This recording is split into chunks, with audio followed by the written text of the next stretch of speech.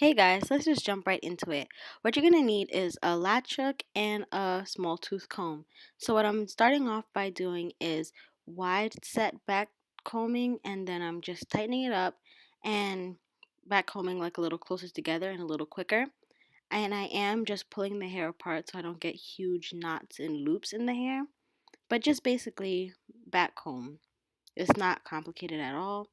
I like to focus a little bit on the ends since I'm not going to be interlocking the ends. And you'll see how I interlock in a little while, like in a short time. So just keep on backcombing. You want to backcomb it until it's like stiff. You don't want it to be all floppy. And you have to use jumbo braid Kanekalon hair. It can't be like Expressions hair or Toyokalan. But here I'm doing the interlocking. I'm basically just pulling the lock in through itself. And you just want to make sure that you're not going through the same area twice. Like if I'm going through the left side, you don't want to go through the left side twice in a row, basically. Or else that's going to give you holes and more of a braided kind of fishtail braid look. If that's what you're going for, then yeah, but that's not the look I'm going for. And after each interlock, you want to backcomb the hair because that lets out a little bit of frizz. And you'll see why we need that frizz in a little bit.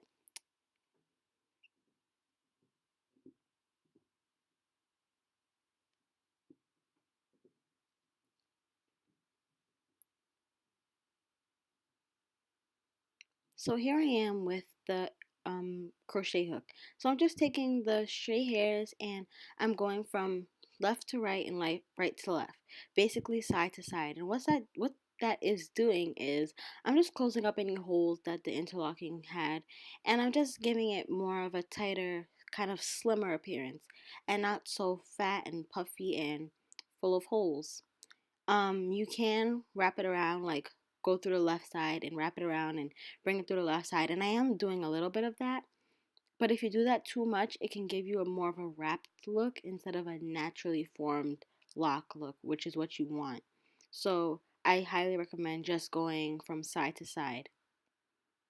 And that really helps to close up the hair really well. And you don't have to pick up every single piece of flyaway hair because you want it to look messy, you want it to look natural.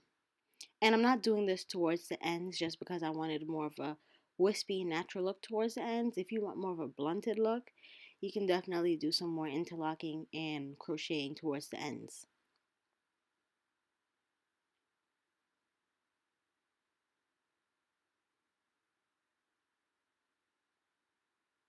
So here I am just giving it a palm roll, and I'm palm rolling it until I feel heat because this is the way I'm going to seal it. And I also dipped it in warm water, not hot, because hot water will straighten the hair. You want to dip it in warm water.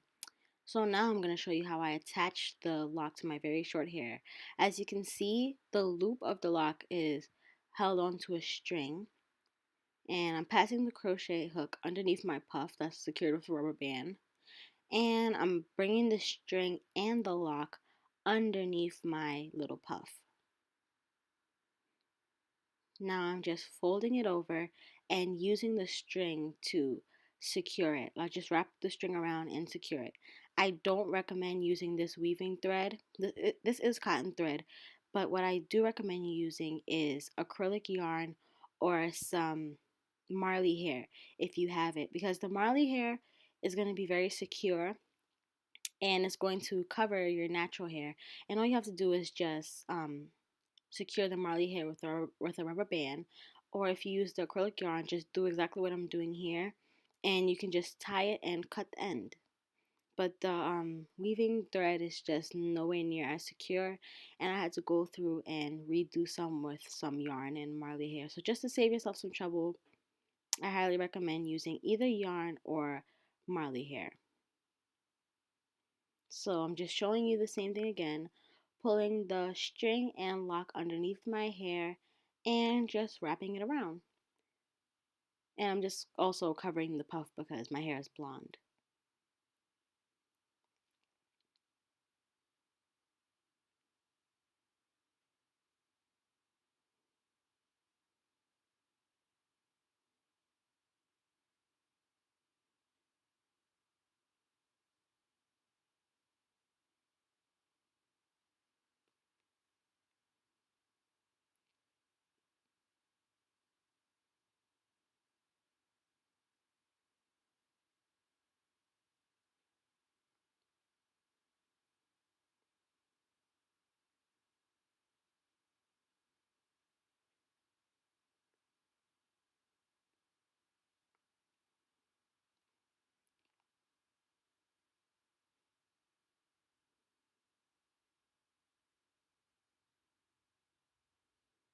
So now what I'm doing is I'm using some crochet hair to add like some like individuality, some style. It's just like little baby hairs in the front and along the top. This is completely optional.